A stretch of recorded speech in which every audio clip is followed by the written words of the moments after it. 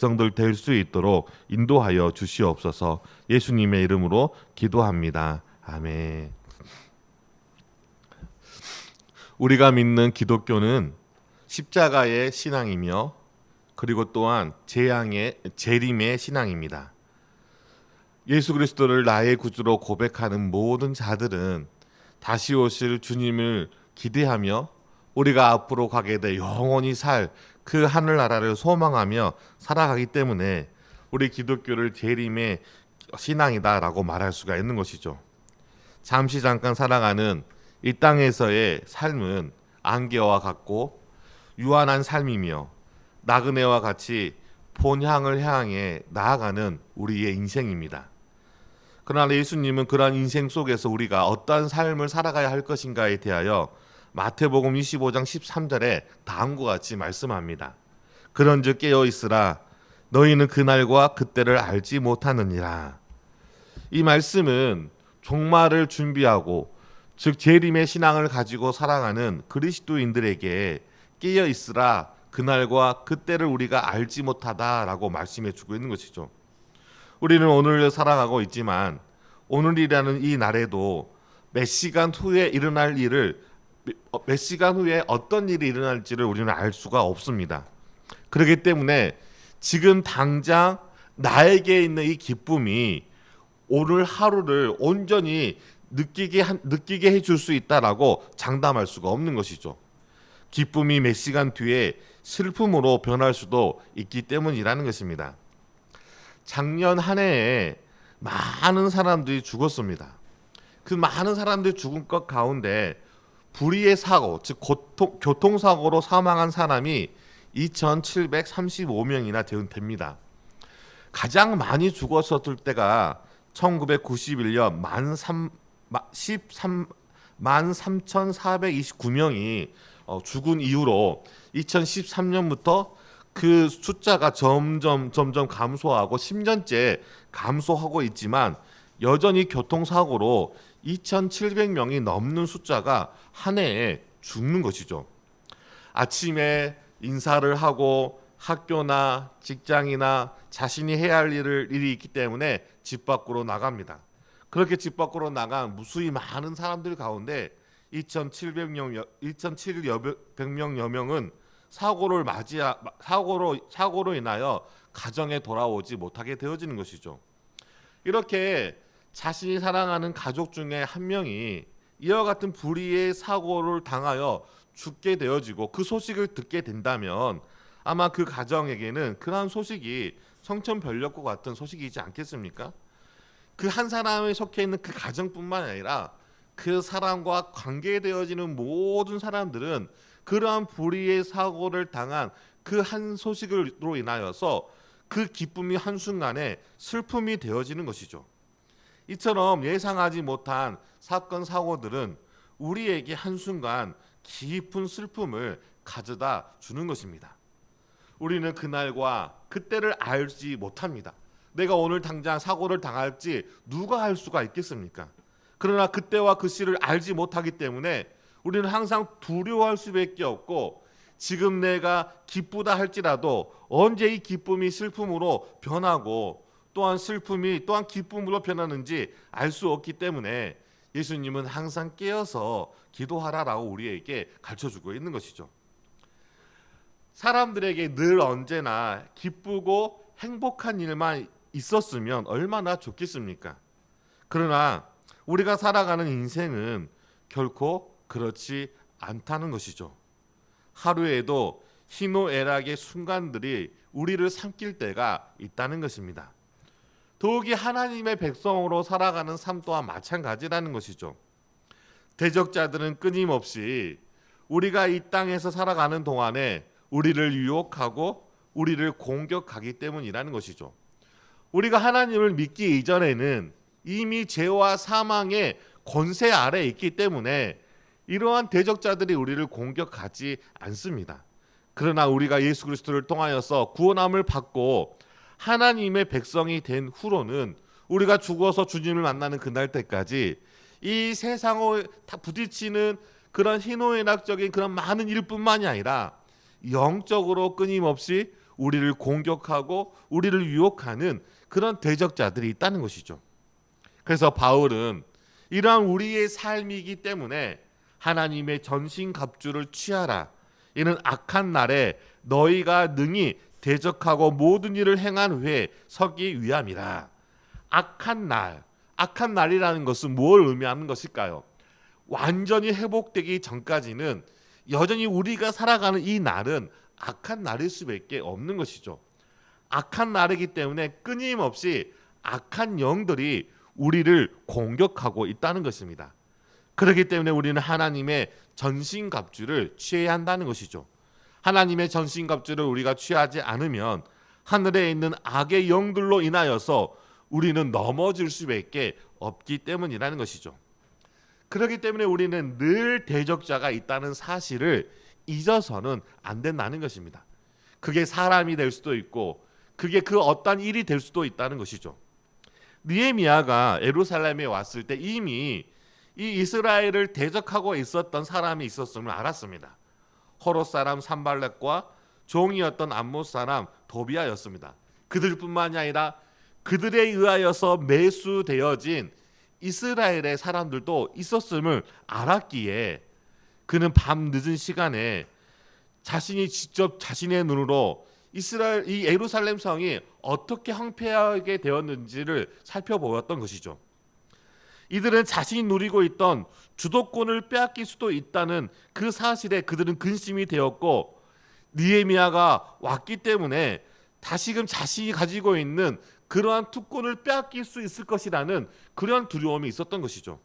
그럼에도 불구하고 느헤미야는 어찌든지 간에 자신이 온 그 목적을 이루기 위하여 그들 몰래 그 예루살렘 전 지역을 황폐해진 그 부분을 눈으로 보아서 다시금 그 하나님의 은혜로 자신을 보낸 그 목적을 이 이스라엘 백성들로 하여금 깨닫게 하기 위하여서 다시금 그들을 모으고 그들을 모은 그들을 통하여 하나님의 선한 손이 나를 도와 이곳까지 인도하신 것처럼 이 예루살렘 성을 건축하는 것도 하나님이 선한 손을 도우신다면 충분히 가능하기에 모두 힘을 내서 성전을 건축하고자 라고 촉구하였던 것이죠. 그때 이스라엘 백성들이 이 느헤미야의 말에 일어나 모두 힘을 내어 선한 일을 하려고 할 때라고 18절에 기록하고 있습니다.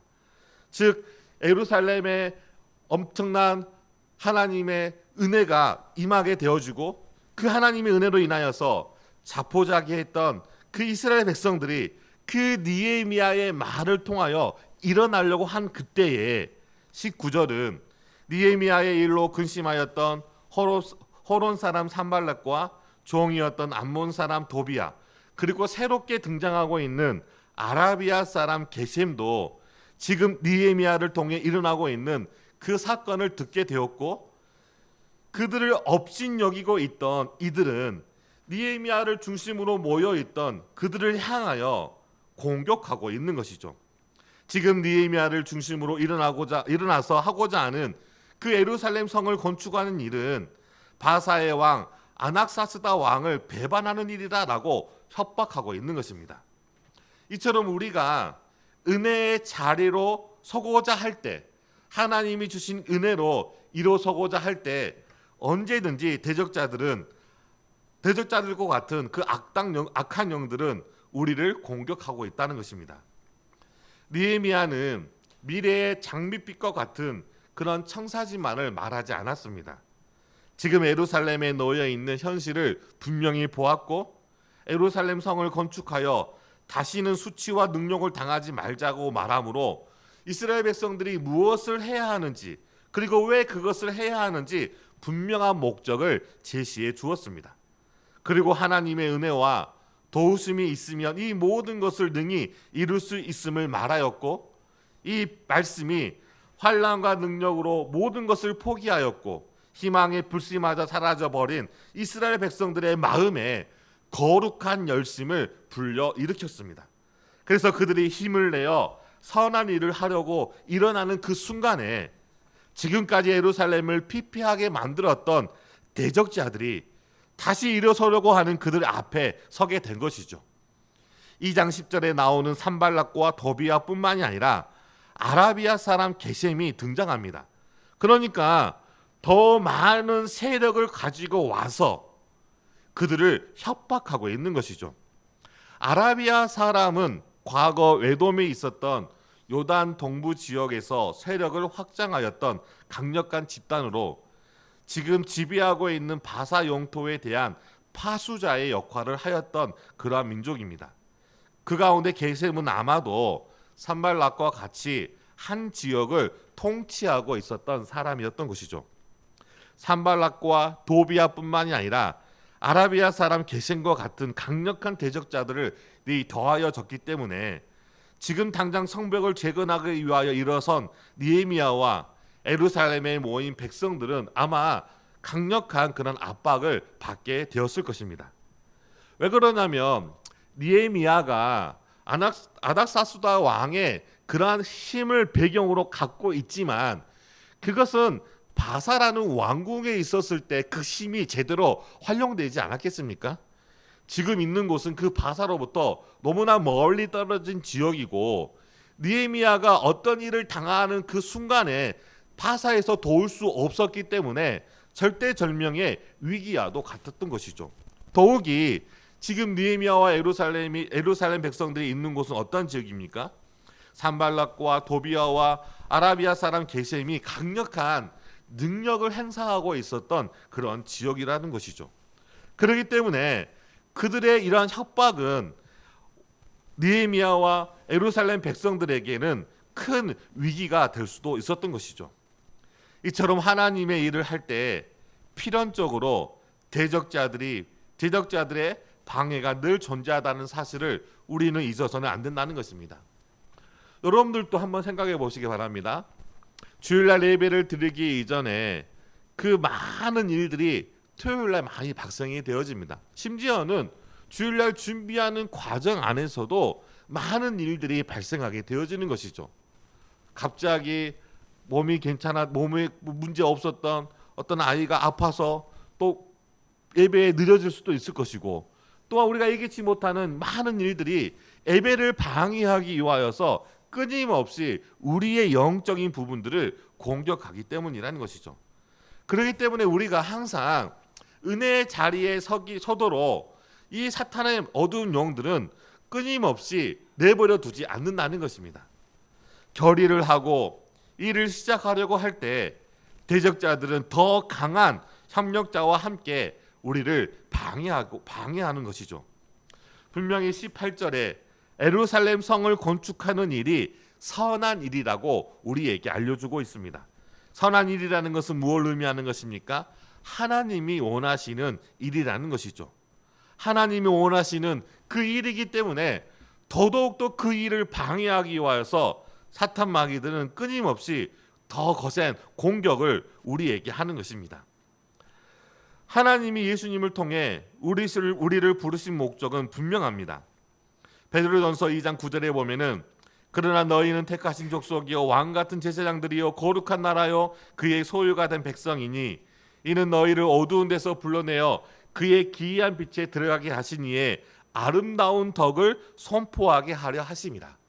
우리를 죄로부터 구원하신 그 목적은 분명한 것이죠. 아름다운 덕, 하나님의 선을 행하게 하기 위하여 우리를 택하시고 부르신 것이죠. 그래서 절망 가운데 있는 이스라엘 백성들에게 하나님이 은혜를 베풀어 주셔서 다시금 일어서서 이 선한 일을 하도록 하나님께서 그들에게 은혜를 주신 것이죠. 그런데 어떻습니까? 이런 선한 일을 위하여 일어선 그 순간에 대적자들이 그들을 공격한 것이죠. 그러나 예수님이 땅에 오신 목적이 무엇입니까? 이러한 대적자들, 이런 악의 세력을 멸하시기 위하여서 예수님이 오신 것이 아니겠습니까? 요한일서 3장 8절의 말씀에 다음과 같이 말씀하십니다. 우리 요한일서 3장 8절 말씀을 같이 한번 봉독하겠습니다. 시작. 죄를 짓는 자는 마귀에게 속하나니 마귀는 처음부터 범죄함이라. 하나님의 아들이 나타나신 것은 마귀의 일을 멸하려 하심이라. 죄를 짓는 자는 마귀에게 속하나니 본질상 하나님의 진노의 자녀였기 때문에 우리의 소속은 하나님의 백성이 아니라 마귀의 소속이었던 것이죠. 그러니까 마귀의 소속이었기 때문에 무엇이 익숙합니까? 거룩한 선을 쫓는 것이 익숙한 것이 아니라 본성의 탐욕과 정욕을 쫓는 것이 익숙한 것이죠. 우스갯소리로 어떤 한 남자가 늦잠을 자고 있으니까 한 어머님이 그 남자를 깨운 거예요. 빨리 일어나야지. 지금 몇 시인데 이렇게 늦잠을 자느냐. 그러니까 너무 피곤하니까 아들은 엄마 좀 좀 더 늦게 자고 좀 더 잘게요. 그렇게 이야기를 하니까 엄마는 좀 재우고 싶어도 시간이 가고 있잖아요. 그러니까 깨우는 것이죠. 야, 네가 지금 목사인데 이렇게 주일날 늦게 자면은 예배는 어떻게 할 거냐라고 이야기한 거예요. 그러니까 목사도 인간이기 때문에 그 본성을 쫓아 살아가려고 하는 거예요. 끊임없이 그 본성의 그 충동질 속에서 그 본성을 이기지 못하면 우리는 하나님의 백성으로서 살아갈 수가 없는 것이죠. 그러니까 원래 본질상 우리가 이 본성의 지배 아래 살아갔던 사람이라는 거예요. 좀 더 눕자, 좀 더 자자. 이것은 죄가 가득한 사람이 그런 것이 아니라 본성상 모든 사람이 그러한 성향을 가지고 있는 거예요. 왜? 마귀에게 속하였고 죄와 사망의 권세 아래 있기 때문이라는 것이죠. 그러한 세상 속에서 살아가고 있는 우리를 구원하시기 위하여서 예수님을 우리 가운데 보내신 이유가 무엇이겠습니까? 이러한 마귀의 일을 멸하시고 그 마귀에 속해 있는 우리의 신분을 다시금 하나님의 형상을 회복시켜 주셔서 하나님의 백성으로 하나님의 자녀 삼아 주시기 위함인 것임을 우리는 잊어서는 안 된다는 것입니다. 그렇기 때문에 내가 하나님의 자녀로서 살아가고자 한다면 언제나 이와 같은 대적자들의 거센 공격이 있다는 사실을 잊어서는 안 된다는 것이죠. 그래서 그리스도인으로 살아가는 것은 굉장히 어렵습니다. 자, 보십시오. 내가 그리스도인이 아니고 그냥 사람이라고 한다면 그러한 삶도 어렵습니다.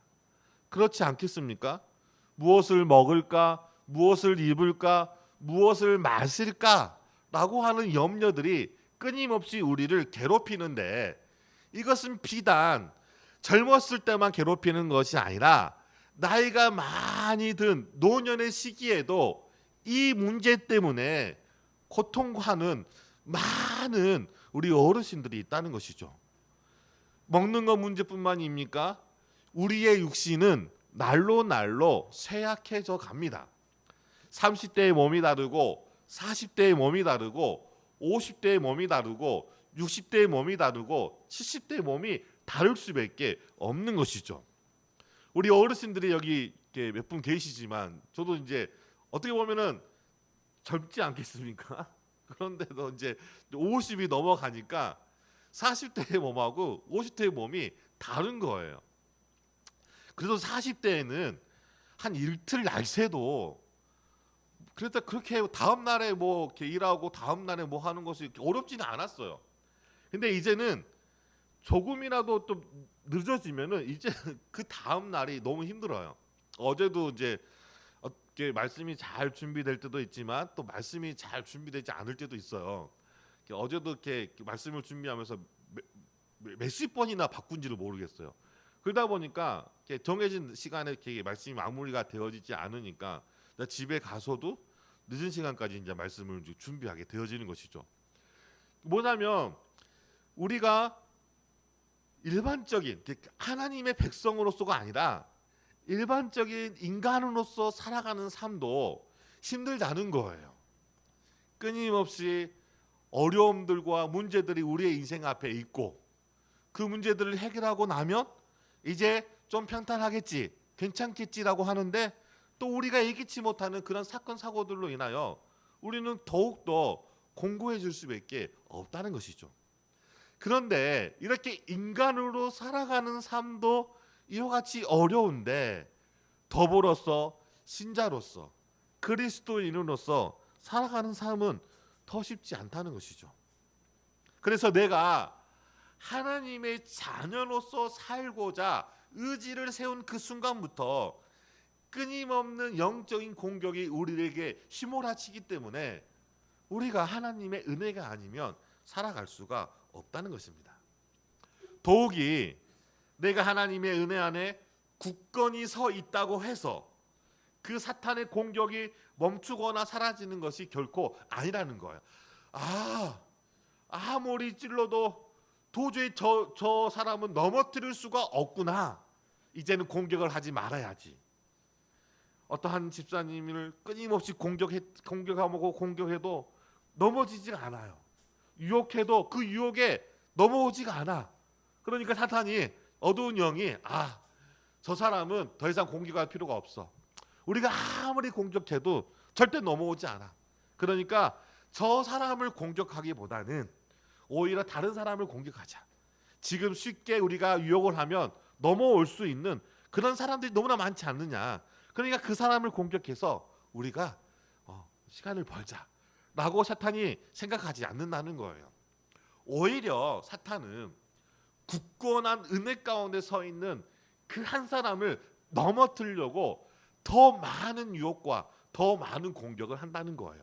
왜 그러냐면 그렇게 굳건하게 은혜 받고 있는 사람이 넘어지면 그 사람으로 인하여 그 주변에 영향을 받고 있는 많은 사람들이 넘어지기 때문이라는 것이죠.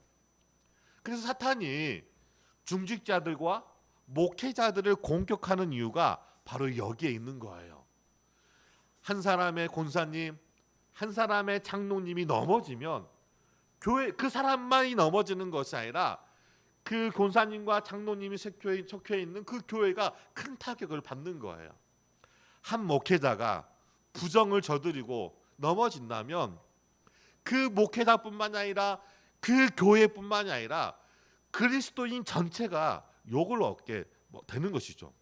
우리가 코로나 사건을 통하여서 이와 같은 사실을 우리가 경험하지 않았습니까?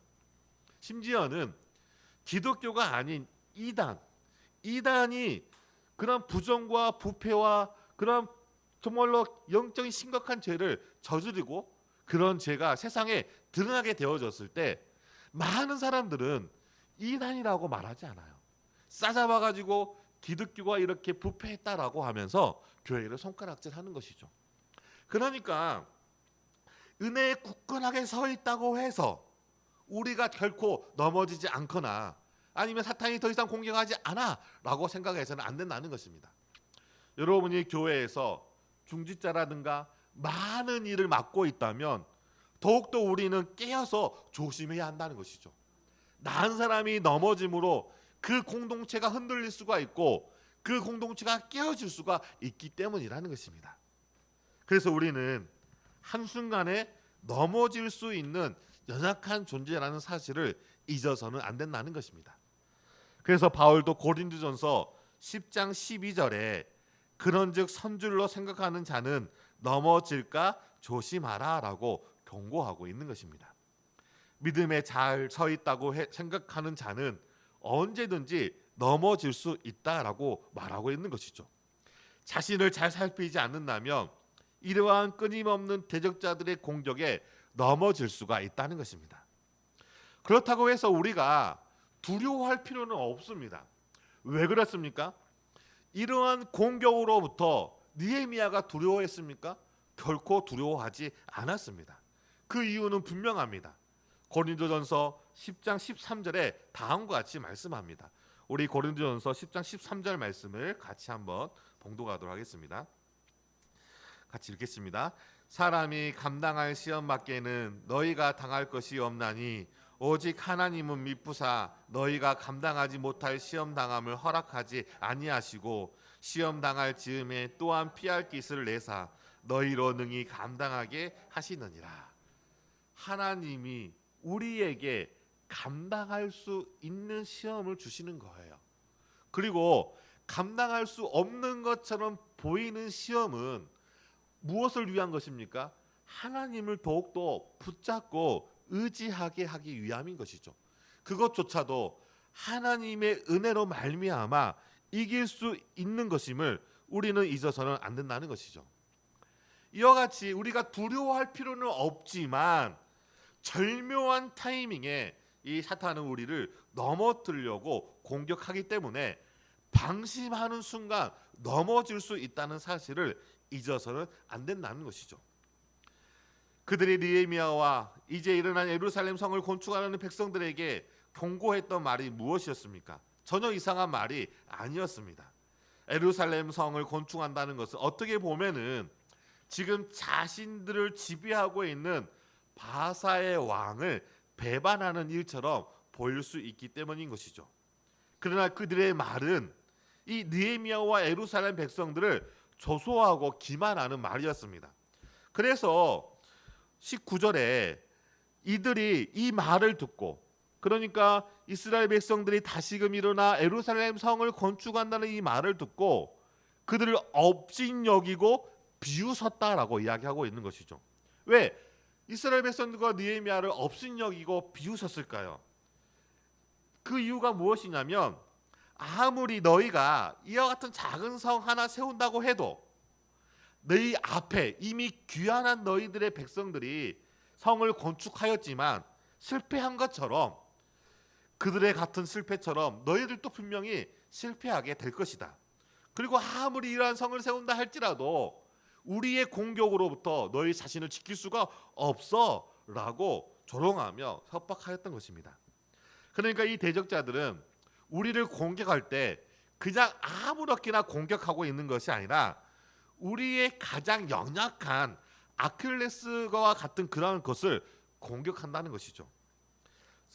성벽과 성문은 이미 한번 건축되어졌습니다.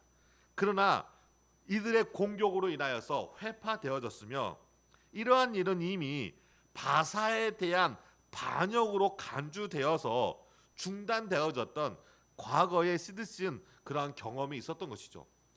이러한 너희들이 실패하였던 그 사건을 다시금 들추고 있는 것입니다.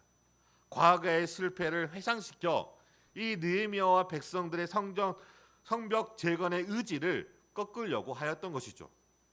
우리가 넘어졌던 그 약점들을 누구보다도 잘 알고 있는 것들이 바로 이 대적자들이라는 것이죠. 왜냐하면 우리가 이미 이 사단의 종노릇하였던 존재이기 때문에 누구보다도 나의 약함을 잘 알고 있다는 거예요.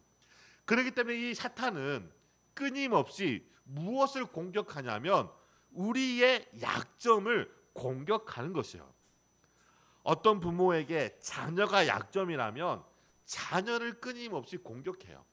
그래서 그 부모가 영적인 일보다는 자녀의 일에 몰입하게 만들어 버리는 것이죠. 이와 같이 사단은 우리의 연약한 부분을 너무나도 잘 알고 있어요. 여러분이 살아왔던 삶들을 한번 되돌아보시기 바랍니다. 여러분이 언제 낙심하고 언제 좌절하고 언제 넘어졌습니까? 그 넘어졌던 그 일들을 한번 생각해 보면은 그 일들이 반복되어지고 있는 것을 볼 수가 있는 거예요. 그것을 뛰어넘지 않는다면, 하나님의 은혜로 그 약점을 극복하지 않는다면 우리는 언제 어느 순간에 그 약점의 공격으로 인하여 넘어질 수 있음을 잊지 마시기 바랍니다. 그렇다면 우리는 이러한 대적자들의 공격에 어떻게 대처해야 할까요? 그 해답에 대하여 느헤미야가 오늘 본문에서 우리에게 말해주고 있습니다. 우리 20절 말씀을 다시 한번 읽어보도록 하겠습니다. 20절 말씀입니다. 내가 그들에게 대답하여 이르되 하늘의 하나님이 우리를 형통하게 하시리니 그의 종들인 우리가 일어나 건축하려니와 오직 너희에게는 예루살렘에서 아무 기업도 없고 권리도 없고 기억되는 바도 없다 하였느니라. 느헤미야는 세 가지로 우리에게 이러한 공격과 유혹으로부터 이길 수 있는 비결을 제시해주고 있습니다. 우리는 오늘 이 시간에 첫 번째만 보도록 하겠는데, 느헤미야는 이 대적자들의 강한 공격에도 머뭇거림 없이 담대하게 말합니다. 하늘의 하나님이 우리로 형통하게 하시리라 라고 말함으로써 대적자들의 압박과 조롱을 물리치고 있는 것이죠. 느헤미야는 무엇을 깨닫게 되어지냐면 지금 일어나고 있는 이 모든 일들이 하나님의 뜻이라는 것을 알게 되어진 것이죠. 하나님의 일이었기 때문에 하나님은 당신의 백성들을 내버려 두지 않고 반드시 도우실 것이라는 확신을 가졌던 것입니다. 그래서 느헤미야는 처음 이러한 예루살렘이 황폐되어졌을 때 하나님 앞에 기도하지 않겠습니까? 그 기도할 때 1장 5절에 보니까 하늘의 하나님이라고 불렀습니다. 오늘 본문에서도 하늘의 하나님을 그들의 앞에서 내세우고 있는 것이죠. 그러니까 어떻게 보면은 산발락과 그의 대적자들에게 가장 그들이 두려워하는 것은 하나님보다는 그들에게 권력을 주었던 바사의 왕 아닥사스다 왕이었을 것입니다. 그러니까 느헤미야가 그들에게 내가 지금 어떤 권력을 가지고 있는지 너희들이 모든 것 같구나. 내가 지금 여기까지 올 수 있었던 것도 내 뒤에 아닥사스다의 조소가 있었고 그의 군대가 나를 인도하여 안전하게 내가 여기에 왔다. 내 한마디면은 너희들이 가지고 있는 그 권세는 종이 휴지처럼 변해버릴 수가 있기 때문에 지금 나에게 행동하는 이 모든 것들을 거두어라. 그리고 이스라엘을 대적하고 있는 그 모든 행동을 멈추어라 라고 강력하게 말할 수 있었을 것입니다. 왜냐하면 눈에 보이는 힘은 바사의 왕의 힘이 더 크고 보이지 보이지 않는 하나님의 능력이 더 크게 보이지 않기 때문이라는 것이죠. 그러나 대적자들은 이미 그 영혼은 하나님이 강한 분이라는 사실을 다 알고 있는 거예요. 그것을 드러내지 않을 뿐이지 이 세상에 존재하는 모든 피조된 피조물들은 자신을 창조하신 하나님이 누구신지에 대한 두려움을 갖고 있는 거예요. 이 느헤미야는 이와 같은 사실을 정확하게 꿰뚫어 보고 있었다는 것이죠. 바사의 왕의 힘보다 더 강한 하늘의 하나님을 의지하고 있었음을 우리에게 말해주고 있는 것입니다. 공고한 일을 당할 때, 위기의 상황에 있을 때 우리가 두려워할 필요가 없는 이유는 그 일들은 하나님께서 허락하신 일이라는 것이죠. 하나님께서 허락하신 일이기 때문에 하나님께서 그 일을 감당할 수 있는 그 은혜 또한 우리에게 주셨음을 잊지 마시기 바랍니다. 그러면 우리가 뭘 해야 할까요? 우리의 눈을 들어서 무엇을 바라봐야 합니까? 하나님을 바라봐야 한다는 것이죠. 즉 우리의 시선의 변화를 가져와야 한다는 것에 대하여 첫 번째로 느헤미야가 가르쳐주고 있는 것입니다. 어떤 시선의 변화입니까? 나를 힘들게 하고 나를 어렵게 하고 지금 위기의 순간에 그 문제에 시선을 두는 것이 아니라 그곳에 두었던 우리의 시선을 어디로 돌려야 합니까? 하늘의 하나님께 돌려야 한다는 것을 가르쳐주고 있는 것입니다. 우리의 시선을 계속 그 문제에 두게 되어진다면 그 문제를 이겨나갈 수 있는 지혜를 얻지 못하게 되어지는 거예요. 결국 그 문제에 함몰되어져서 결국은 허우적 깨다가 그 문제의 고통으로 인하여서 좌절할 수밖에 없는 것이죠. 경주하는 말이 빨리 달리게 하기 위하여서 하는 행동 가운데 하나가 무엇인지 아십니까? 채찍질도 하지만 그 말이 다른 곳을 보지 못하도록 오직 정면만 보도록 이렇게 가림막을 합니다. 그래서 채찍질 할 때 다른 곳으로 가는 것이 아니라 오직 자신이 보는 이 정면만으로 가도록 만드는 것이죠. 문제가 우리를 이렇게 시야를 좁게 만들어 버린다는 것이죠. 그 문제만을 보게 해서 그 문제 이면에 있는 것을 보지 못하게 만들어 버린다는 것입니다. 이제 빚으로 인하여서 모든 것들을 다 탕진해 버린 어떠한 부자가 그 빚에 너무나 부담이 돼서 자살해 버린 것이죠. 자살해 버리고 나서 봤더니 빚은 10억밖에 되지 않았는데 다 모아봤더니 그 자살한 그 부자가 가지고 있는 자산은 무려 50억이나 되는 거예요. 그러니까 이 10억의 빚에 너무 집중하다 보니까 자신이 가지고 있는 이 50억이 넘는 이 자산을 잊어버리게 된 거예요. 그래서 목숨을 끊게 되어지는 것이죠. 우리도 마찬가지라는 거예요. 지금 내 눈앞에 펼쳐진 문제가 당장 급한 불인 것처럼 보이지만 그 문제 이면에 그 불을 끌 수 있는 소화기가 있음에도 불구하고 소화기를 보지 못하는 것처럼 우리의 시선을 문제로부터 어디로 돌려야 됩니까? 하늘의 하나님께 돌려야 한다는 것이죠.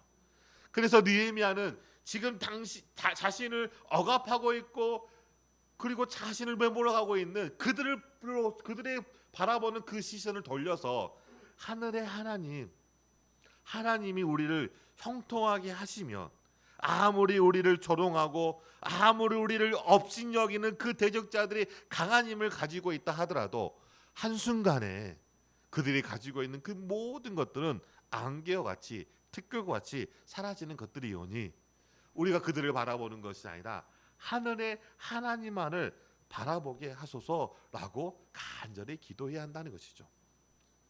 말씀을 맺도록 하겠습니다. 오늘 또 이 한 주간도 살아갈 때 끊임없이 우리에게 고통을 가져다주는 많은 문제들이 있지 않겠습니까? 육체의 연약함도 있을 것이고 사람과의 관계도 있을 것이고 앞으로 무엇을 하며 살아가야 할 것인가에 대한 인생의 그 목적도 있을 것입니다. 그러한 문제에 여러분의 시선을 두는 것이 아니라 조금 더 여러분의 시선을 변화시켜서 하늘의 하나님께 여러분의 시선을 두시기 바랍니다. 하나님께서 고린도서 10장 13절의 말씀처럼 감당할 수 있는 시험을 우리에게 주시고 그 시험을 당할 즈음에 피할 길을 예비해 놓으신 그 하나님이심을 우리가 잊지 마시기 바랍니다. 기도하시겠습니다. 사랑의 하나님 아버지,